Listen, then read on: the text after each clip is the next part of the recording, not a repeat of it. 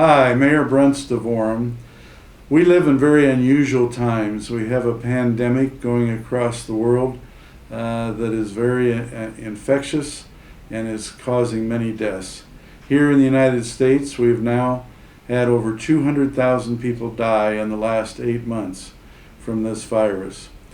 These are unusual times. It's important that we pay attention and do what we can to stop and limit the spread of this virus.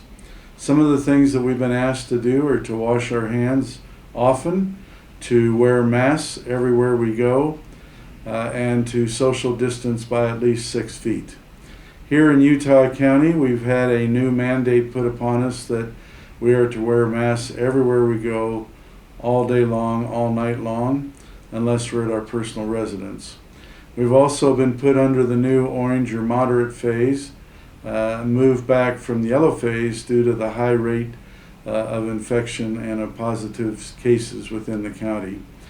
I want to encourage everyone to look at this and to say, what can we do to protect ourselves and to protect our neighbors?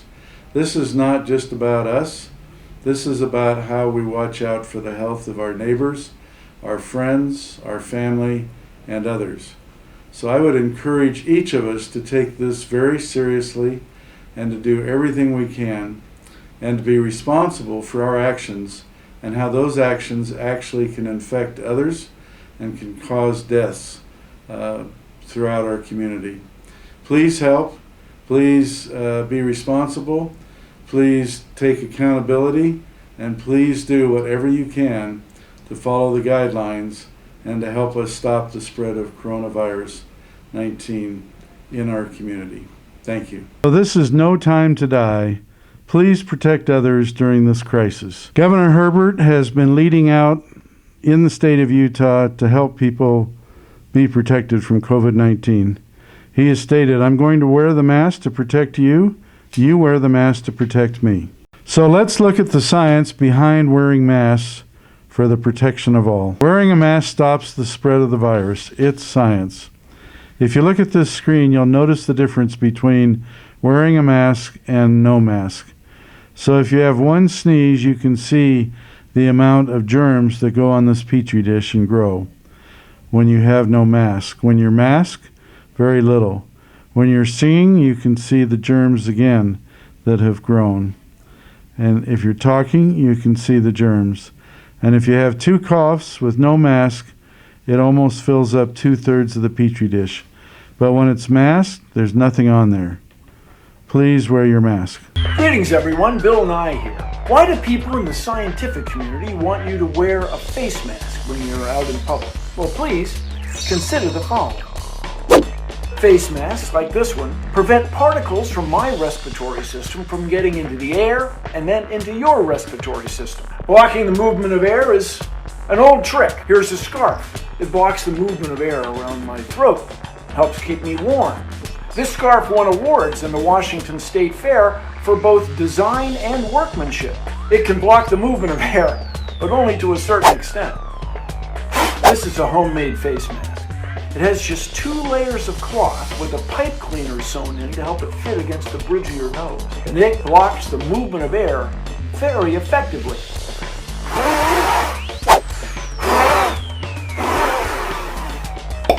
If you're wearing one of these, you're protecting yourself and those around you. Here's an N95. These are made to block particles in the medical environment and when you're out mowing the lawn. This one's not sterilized, but it's pretty effective. So the reason we want you to wear a mask is to protect you, sure.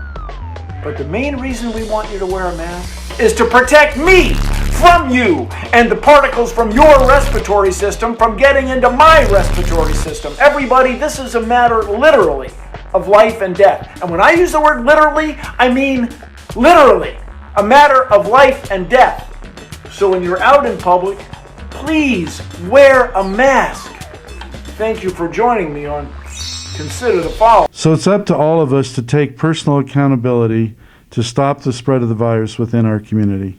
Please make a personal commitment to help stop the spread of COVID-19. COVID-19 may spread, but it won't be because of me. As Michael Jordan has mentioned, you've got to take the fight against COVID-19 personally. Normal flu, if I get that, I'm going to infect on average about 1.3, 1.4 people, okay, if there was such a division. Yeah. And if those 1.3, 1.4 people gave it to the next lot, that's the second time it gets passed on.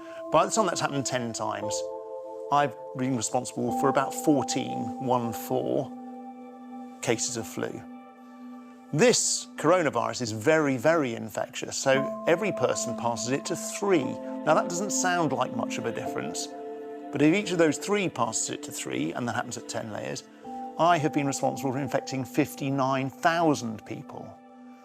Now, I actually wasn't on top of that maths when you were doing that. Okay, that did come as a shock, yeah. Right, but please just remember that the best chance we can give for the people who do fall ill is if we've got enough beds and enough staff and enough kit to be able to be there for you. And if you are irresponsible enough to think that you don't mind if you get the flu, remember it's not about you, it's about everybody else. You might think that COVID-19 won't or doesn't affect you, but this is not about you.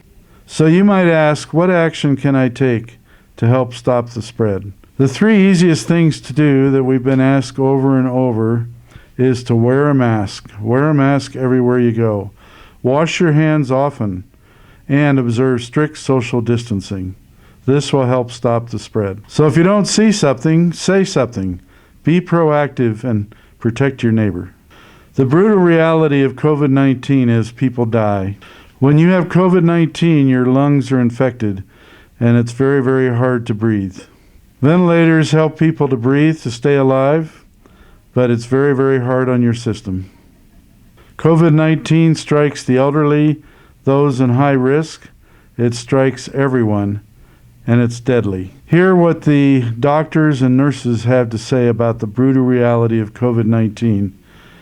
Inside the pandemic, what it's really like. I see EMS stretchers lining down the block. It's jam-packed waiting room filled with 30 to 40 patients next to each other, coughing, giving COVID-19 to one another.